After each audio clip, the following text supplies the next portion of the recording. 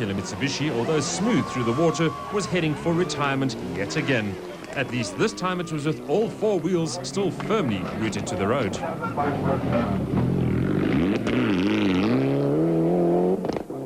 don't know what happened this time. The engine overheated. All the fins of the radiator shredded and made a hole in the radiator. It happened to us at stage 4. We put a new radiator in, and it's happened to us right now. At least it wasn't a roll. Yes, you're right. We were a long way from What was rolling. your mistake? No, certainly not. Thank you. Just talking to Fernando about rolling, you've obviously rolled a few times in your career. More than I could remember, yeah. How scary is it for a driver? You know, at the point just before you roll, you don't actually know you're going to roll. You know that things have gone wrong and you may be out of control. But I don't think you actually get scared until afterwards, because it's, you know, normally happens at speed, and it normally is so unexpected that scare doesn't come into it. I think a driver fights the car till the last second, and it's all over, then the next few seconds you don't know much about.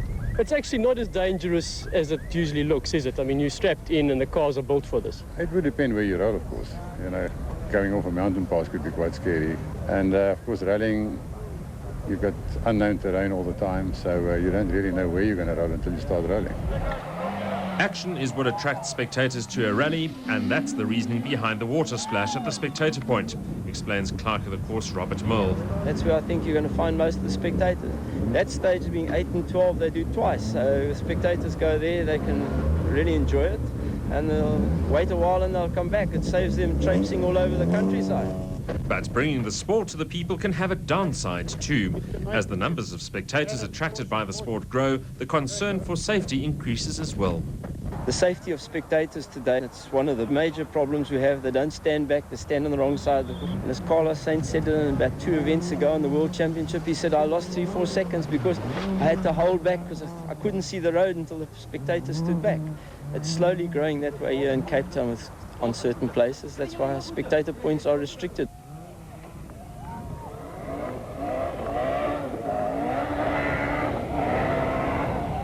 At the start of stage 7, Harbeef was still ahead of Damso, and the scene seemed set for a battle royal. But the tussle between these two arch rivals recently spilled over into the media too. Let's just go back to this issue of Serge versus Yanni. There was an interview where and what was actually said. The question was, is Serge going to be your biggest competition for the year? And Harbeef said, well, Serge falls off the road under pressure. So, you know, I think he took exception to that. Serge did take exception and didn't mince his words. Well, I think in the future maybe I should compare myself with Yanni Harbeef. Maybe I'll have to get Mr. Van der Merwe and then we can have some discussions. Unfortunately, Lady Luck was not smiling on Serge in Cape Town. Watch the right front wheel as the Toyota reaches the last yump, and you'll see the front suspension collapse.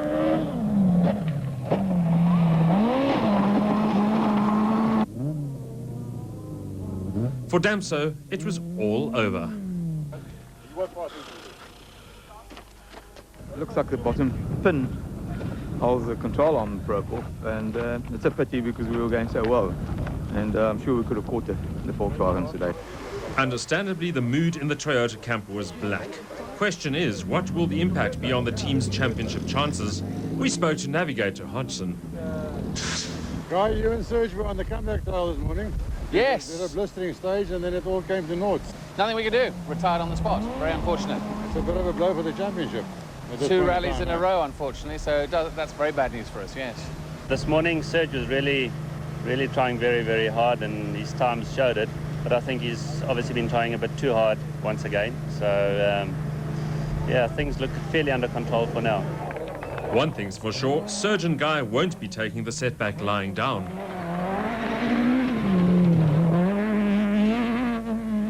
We shall win every rally from here on in. With Serge gone, the Volkswagen teammates were free to battle it out for top honours. Or were they? What will the 2 VW drivers do now? They'll presumably tap off quite a bit? Oh, I don't think so. They'll probably carry on at the pace they are at. There's not a hell of a lot between the two of them. And it'll need an effort from the team manager to slow them down at some stage, which I expect. If there's a definite pattern, the one is leading the other one by half a minute or whatever, I expect team orders to be issued to say just hold stations.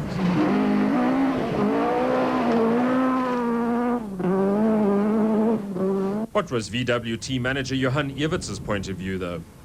Very, very nice overnight position for your team. And we've just heard that Serge has fallen out. Well, you obviously have better news information than I have. Your email works better today. Which brings me to the next question. At some stage, are you going to implement team orders? It is milling through my mind, but at the moment there will be no team orders. With Serge being out at the moment, I also can't afford that the guys start chasing one another for positions. So I'll leave it up to them for the time being to decide and just monitor the situation. But I don't really believe that I should introduce team orders today. If it was later in the championship, it would have been a different situation. Team orders will dictate that one team member is favoured over another to prevent inter-team rivalry and protect the interests of the team and the leading team member. That doesn't make it easier to accept by the drivers, though. The pre-season discussions pointed towards the second half of the season where they'll start pulling the strings, so you never know, eh? While Enzo was reveling in the thrill of being back in the thick of things, the expected tussle with the N4 turbo cars simply didn't materialize.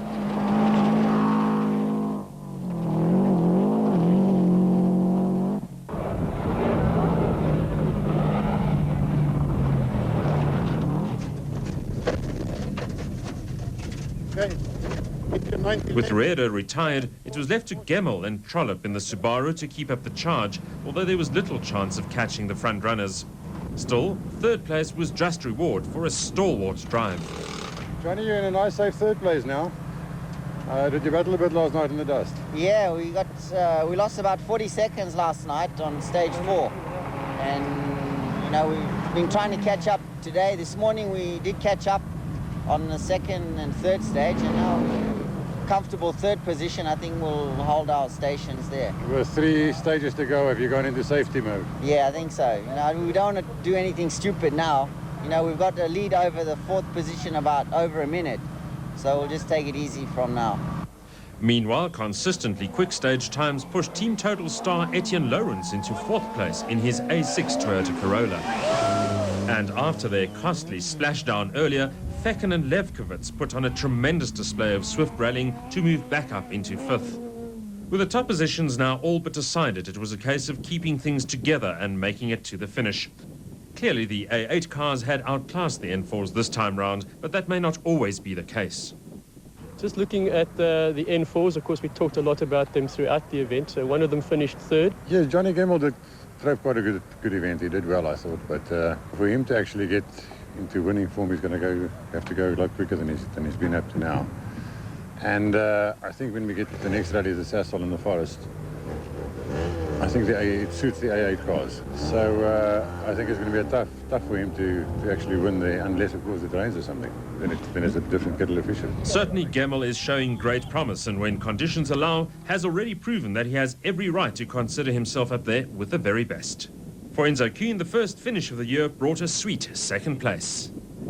Do you think that your long layoff has blunted you a bit? On the one hand, I'm surprised with the pace that they're running at the moment. And on the other hand, I think, you know, I have obviously gone to sleep a bit, but it's come back to me. And I had some good stages today, and we put in some flyers there. So I think it comes back to you quickly. Making it 2 wins in a row for Volkswagen was Habich after dominating much of the event. The Italian ace now has to be considered the favourite for the 2001 title.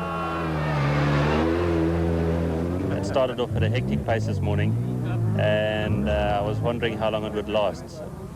So I think, you know, we were very fortunate that we didn't have any major mechanical problems or made any big mistakes in the stages. For now, the sparkle belongs to the Sasol Volkswagen outfit. But can Toyota fight back? We'll have to wait for the 4th round of the South African Rally Championship, the Mpumalanga-based Sasol Rally in June, to find out.